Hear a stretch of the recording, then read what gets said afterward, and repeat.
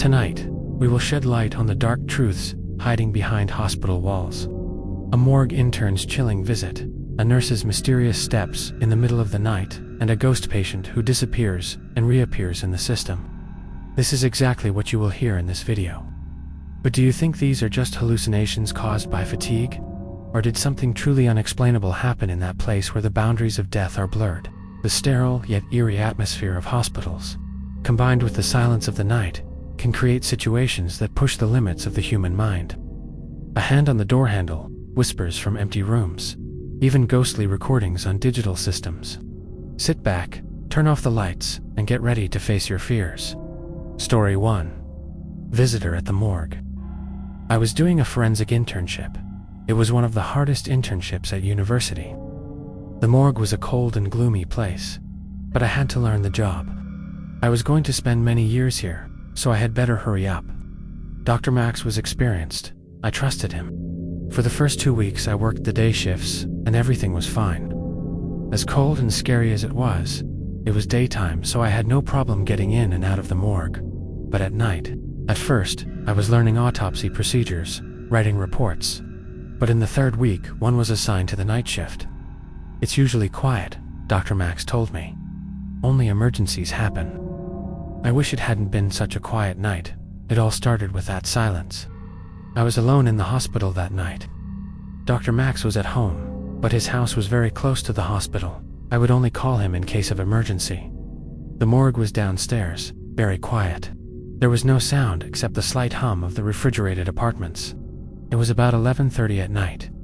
I was sitting at the desk, trying to finish an autopsy report. If I didn't get it done by the next day, Dr. Max might have a problem. At that moment, I heard footsteps in the corridor. The strange thing was that the footsteps were very slow, as if someone was walking very carefully. It was as if they were trying to move forward without making anyone hear them. I looked at the door. I wasn't sure if it was locked. I got up and checked. It was locked, but the footsteps continued. Someone was going up and down the hallway. I could feel the soft clicking of heels in my ears. Who's there? I called out, and the footsteps stopped. Just as I was about to relax, there were 3 knocks on the door. Slowly, calmly, ... My heart started pounding. I started to sweat coldly. Who could it be at this hour? I called the security guard. "Can you check downstairs?" I said. "I think someone's here." The guard called a few minutes later. "There's no one there. The corridors are empty." But that was impossible. I was sure someone was walking softly in the hallway. I heard those voices very clearly. I was not imagining it. I listened to the door again.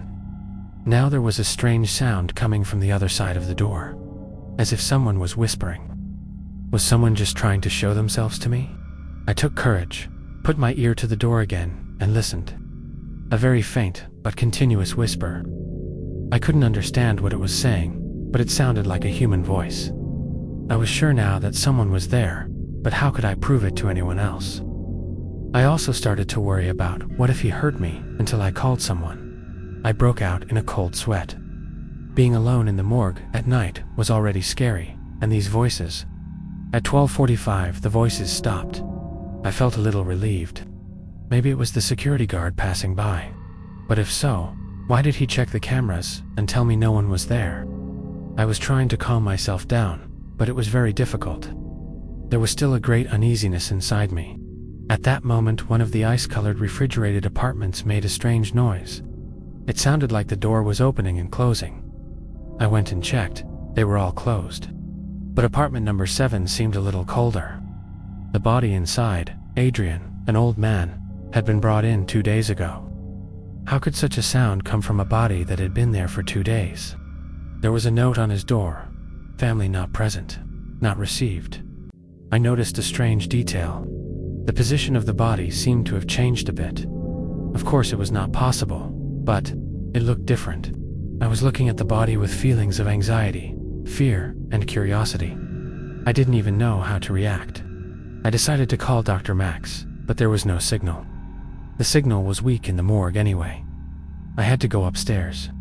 I opened the door and went out into the hallway, and I was shocked. At the end of the corridor stood an old man, in hospital pajamas, bare feet. He had his back to me. He wasn't moving. I gasped for breath. It wasn't possible. I was the only one in the morgue in the middle of the night. The walls of the corridor seemed to be closing in on me. "Adrian," I whispered. The old man turned his head. His face was very pale, his eyes empty, his mouth was slightly ajar. He seemed to be trying to speak, but no sound came out. Adrian raised his arm, pointing his index finger at me. In a panic, I ran back into the morgue, my hands shaking as I tried to lock the door. I was stuck here.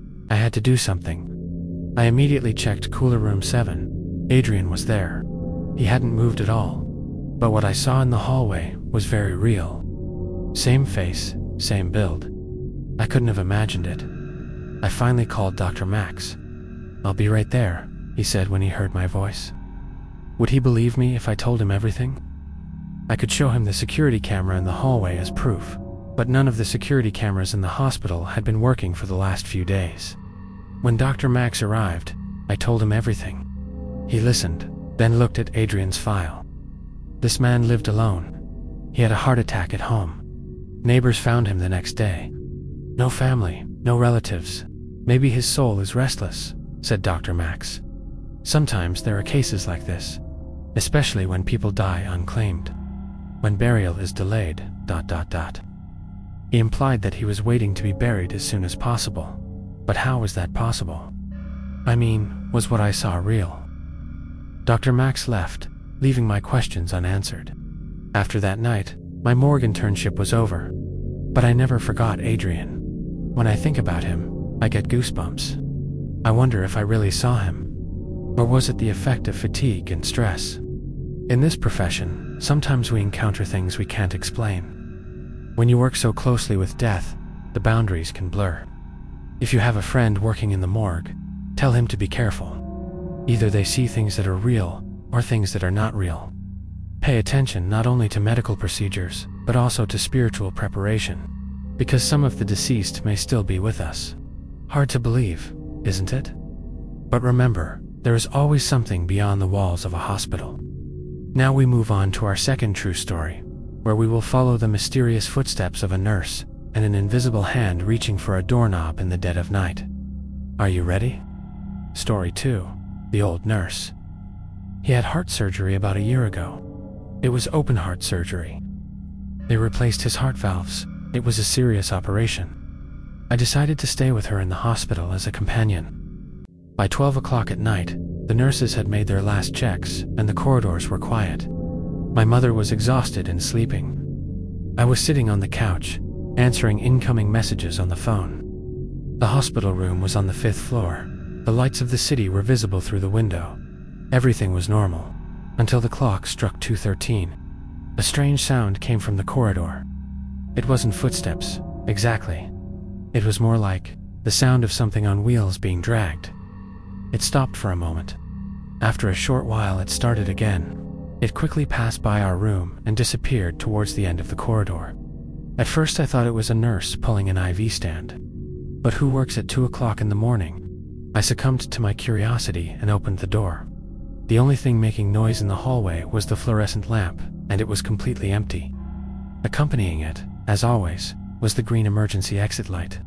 I closed the door and went back to my seat. My mother was still asleep. She must have been too tired to hear that sound. I didn't want to wake anyone up in this situation, but I had an involuntary strange feeling, as if someone was watching us. I heard it again at 2:47 a.m. At the deepest moment of my sleep, I heard the same sound again. This time it lasted longer than before and stopped right at the door of our room. My heart started beating rapidly. I sat up in bed and stood up and listened at the door. There was nothing, but then ... Someone touched the door handle. Slowly, and without making a sound, he lowered the doorknob. Someone was trying to get in. I gasped for breath. Just as I was about to open the door, I called out in a whisper, "Who is it?" But he didn't stop, and the door slowly began to open. At that moment, I realized that my mother was palming her eyes, wide-eyed, looking at me. "What's going on?" she asked. I looked at her, then at the door. The door was in the normal position, closed. It was as if nothing had happened. I wanted to show her what was happening, but it was impossible. Desperately, I said, "Nothing, Mom. I think it was just a noise." But I was not at ease. I was sure that someone had come to the door, so I lost all sleep. I decided to call the security guard. I pressed the nurse call button. I could have woken everyone up, but everything could have been worse. My gut told me I was doing the right thing. A few minutes later, the nurse on duty came. "Did you see anyone in the hallway?" I asked. "No one should be here at this hour." The nurse seemed surprised by what had happened. It was unusual for her too. "No, it was just me downstairs. Is there a problem?" was all she could reply. I told her everything I had experienced in detail. At one point, she looked at me sarcastically, as if to suggest that I was hallucinating. If there was a belt in the room, I could have proved everything, but unfortunately, there wasn't. The nurse checked the corridor. There was nothing. "You can hear strange noises in the hospital at night. Don't worry," she said. But there was something uneasy in her eyes. I wondered if she had experienced this like me and knew something. I turned left and right until the morning. I couldn't sleep. I was startled every time I heard a sound. My mother was also anxious because she woke up sometimes and saw that I couldn't sleep. She was not comfortable. She was already tense after the surgery, and this situation worsened it. This could have had a bad effect on her current condition. He had just had heart surgery. It would do him no good to be nervous. First thing in the morning, I called the doctor to check my mother's condition. The next morning, when she was being discharged, I learned from another patient in the next room. This hospital had lost a patient last year because of a nurse's mistake during the night shift. That nurse was fired, but some patients still see her wandering the corridors at night. Occasionally, she would come to the hospital, visit lonely people, and check on their condition. They told this first to the security and then to the head doctor, but no one believed it. I don't know how true it is, but what I experienced that night is very clear. Maybe that nurse is a person working for organ mafias, and she turned the door handle, thinking that my mother was alone. When she heard it was me, she ran away unseen. While these questions were spinning in my mind, that voice was still echoing in my ears. When I hear that voice, I get goosebumps. My heart feels like it's going to burst. There are things we can never know. Sometimes we think we are imagining things, but the reality is not always so simple. Hospitals are already tense enough. When staying with relatives, please always be vigilant. You cannot trust anyone 100%. There is a devil in every angel. Things may not always be what they seem. Story 3. The Missing Patient. I was a senior medical student. I had to do an internship at a hospital to finish my studies. Since I was an intern, they usually wanted to put me on the night shift. I had heard a lot about night shifts, but after what I experienced, I came to the conclusion that it was better to stay with what I had heard, because I could not forget the fear I experienced throughout my life. I experienced this when I started working night shifts at the hospital I went to for my internship. Everything was normal for the first week. Everyone treated me with interest and made an effort for me to learn something. Experienced nurses were with me and I was learning slowly thanks to them. But that night, at the beginning of the second week, everything changed. The night was half over. The doctors in the emergency room were having a quiet night. There was only me, the doctor on duty, and 2 nurses. The doctor was napping in the restroom, and the nurses were doing paperwork. I was going through the patient records. Everything was going as usual, as it should. It was raining. The wind was beating on the windows. At around 2:30, I turned my head towards the window of the room. The ambulance was approaching the hospital with its siren on. I thought it would arrive at the hospital soon. That's why I started making preparations, but when I looked outside again, there was no ambulance. Strange, I had both seen it and heard it very clearly. I asked the nurse, "Did the ambulance come?" She said, "No, it's a quiet night." That was very interesting. I wondered if I had imagined it.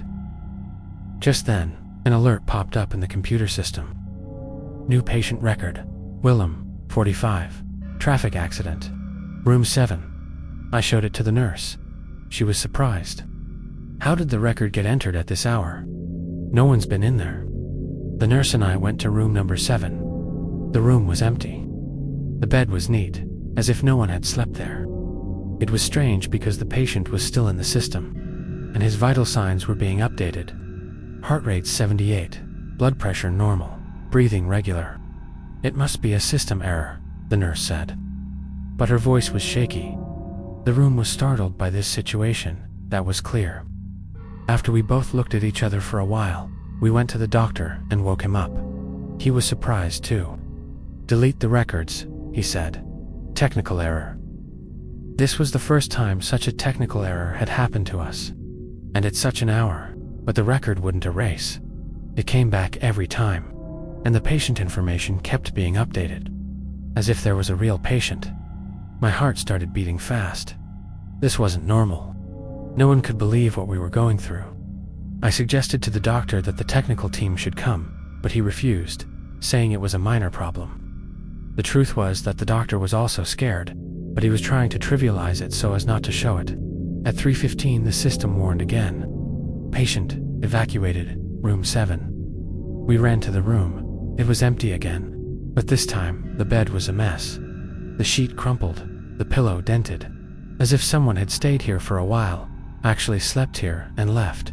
A strange fear gripped me. We called security. The security guard came, checked the cameras. Nothing, he said. No one entered the room during the night. But he couldn't explain the state of that bed.